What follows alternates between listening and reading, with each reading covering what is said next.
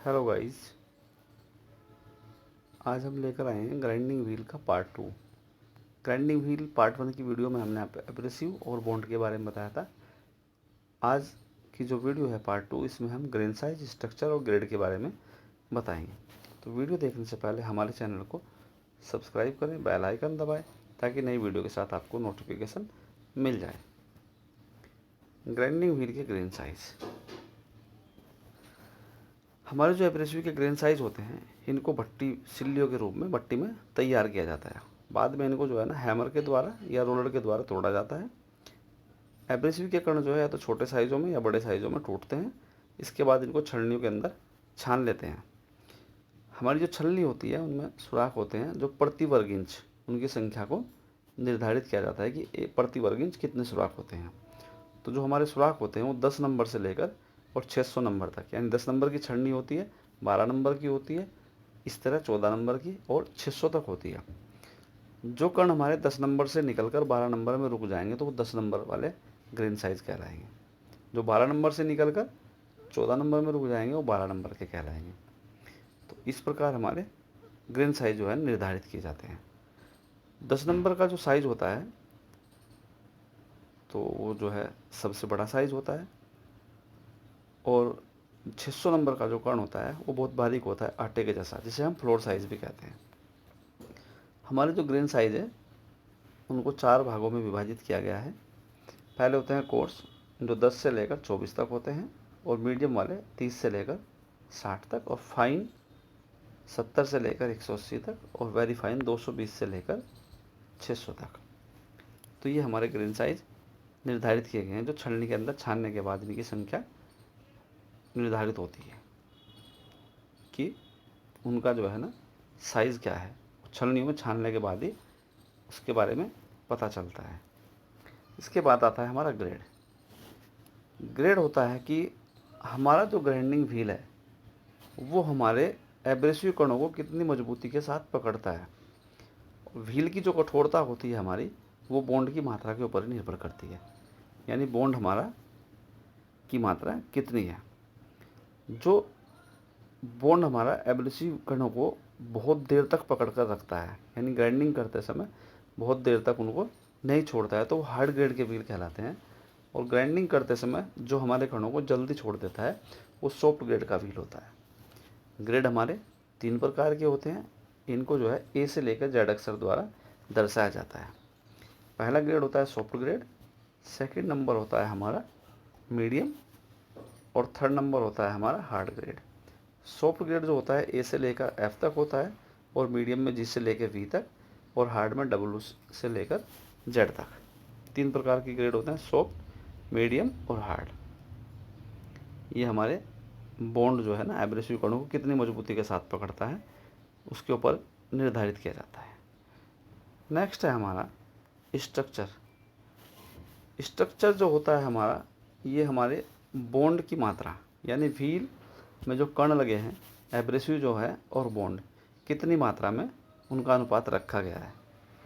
तो हमारे 2 प्रकार के होते हैं, एक डेंस और एक ओपन। ये जो है नंबरों में इंगित किया जाता है, इनको नंबरों में दर्शाया जाता है। 1 से लेकर 7 नंबर तक हमारे डेंस वाले होते हैं, और ओपन वाले जो होते हैं 8 से लेकर 14 नंबर तक होते हैं। तो डेंस वाले होते हैं जिन कणों की दूरी हमारे आपस में नज़दीक नज़दीक होती है। जैसे आपको यहाँ फिगर में दिखाया गया है, यहाँ पर हमारे कणों की दूरियाँ जो है बहुत नज़दीक नज़दीक है, और इनके अंदर बॉन्ड भरा हुआ है, तो बॉन्ड इसमें कम मात्रा में होगा। तो जिन कणों की दूरियाँ हमारी नज़दीक नज़दीक होगी वो डेंस वाले होते हैं। ओपन वाले में क्या होता है कि कणों की मात्रा दूर दूर होती है। जैसा आपको फिगर में हम दिखा रहे हैं, यहाँ कणों की मात्रा दूर दूर है, तो ओपन वाले हैं।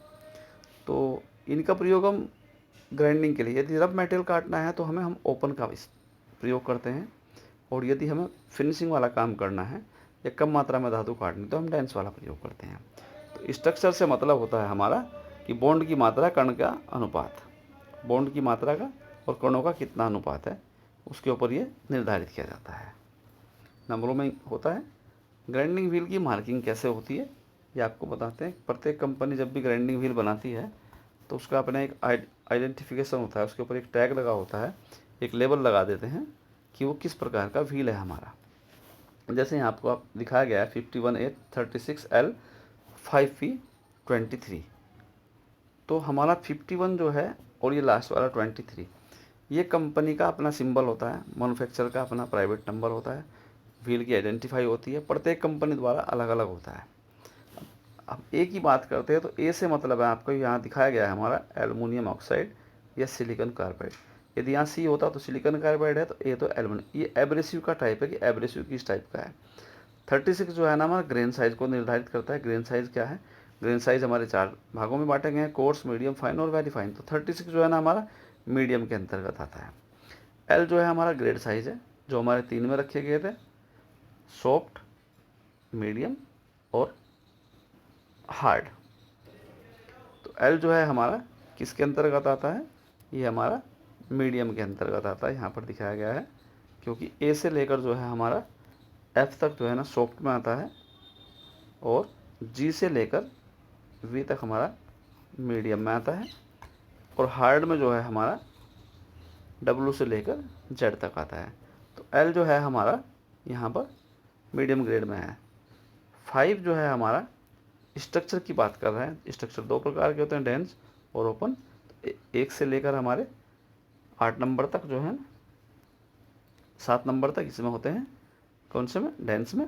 और ओपन में जो होते हैं 8 नंबर से लेकर 14 नंबर तक। तो 5 जो है हमारा डेंस के अंतर्गत आता है। वी की बात करते हैं तो वी हमारा बॉन्ड टाइप है। बॉन्ड हमारा किस प्रकार का है? यहाँ वी लिखा है तो विट्रीफाइड बॉन्ड हो गया। यदि यहाँ पर एस लिखा होता तो हमारा सिलिकेट बॉन्ड हो जाता, आर होता तो रबर बॉन्ड होता है। तो ए जो है हमारा एब्रेसिव का निर्धारित करता है, बी जो है हमारा 36 जो है ग्रेन साइज निर्धारित करता है, और एल जो है हमारा ग्रेड को निर्धारित करता है। 5 हमारा स्ट्रक्चर को बताता है कि कौन सा स्ट्रक्चर है, ओपन है या डेंस है। और बॉन्ड हमारा किस प्रकार का बॉन्ड है, सिलिकेट बॉन्ड है या रबर बॉन्ड है या विट्रीफाइड बॉन्ड है, उसको निर्धारित करते हैं। अकॉर्डिंग टू BIS ये इस तरह व्हील की मार्किंग की जाती है। व्हील के अंदर हमारे कुछ दोष उत्पन्न होते हैं कार्य करते समय, जिनके बारे में हम आपको बताएंगे। लोडिंग ऑफ व्हील, जब हम ग्राइंडिंग करते हैं तो हमारे धातु के कण, यानी हमारे जिस धातु को हम ग्राइंड कर रहे हैं उसके कण जो है ना कुछ एब्रेसिव कणों में के बीच में फंस जाते हैं। तो उस समय जो है ना वो धातु को काटना बंद कर देता है, यानी व्हील हमारा धातु को नहीं काटता है, तो उसको हम लोडिंग ऑफ व्हील कहते हैं। जब ग्राइंडिंग व्हील पर ग्राइंड करेंगे तो उस समय गर्मी बहुत ज़्यादा उत्पन्न करती है, क्योंकि कटिंग तो होगी नहीं, तो आपस में जो है ना फ्रिक्शन पैदा होगा। तो ये दोष जो होता है जब हम नर्म धातु ग्राइंड करते हैं तब ज़्यादा उत्पन्न होता है। नर्म धातु को, सॉफ्ट धातु को जब हम ग्राइंड करते हैं तो उस समय हमारे नर्म धातु के कण जो है ना ग्राइंडिंग व्हील में फंस जाते हैं। तो इसको दूर करने के लिए हम व्हील ड्रेसर का प्रयोग करते हैं। व्हील ड्रेसर एक प्रकार का कटिंग टूल है जो ग्राइंडिंग व्हील को ठीक करने के काम आता है। नेक्स्ट है हमारा glazing of wheel. Glazing of wheel क्या होता है कि ग्राइंडिंग व्हील जो हमारा बहुत ही हार्ड ग्रेड का होता है, अर्थात जब हमारे जो बॉन्ड होते हैं किसी भी एब्रेसिव कणों को नहीं छोड़ दे, यानी कटिंग करता हुआ व्हील जो है हमारे कटिंग तो करता है लेकिन जो एब्रेसिव कण घिस जाते हैं उनको नहीं छोड़ता है, वो उसमें से नहीं निकल पाते। उस समय जो व्हील का फेस होता है हमारा शीशे की तरह चमकने लगता है, बिल्कुल एकदम शीशे की तरह, और उसमें कटिंग करना बंद कर देता है। तो जब कटिंग नहीं होगी तो दबाव देने के बाद जो है ना हमारे जॉब के ऊपर निशान आने लगते हैं। जॉब के ऊपर फिनिशिंग नहीं आती तो हमारे जॉब के ऊपर जो है ना निशान आ जाते हैं, जिससे हमारे जॉब की फिनिशिंग ख़राब हो जाती है, उसे ग्लेजिंग ऑफ व्हील कहते हैं।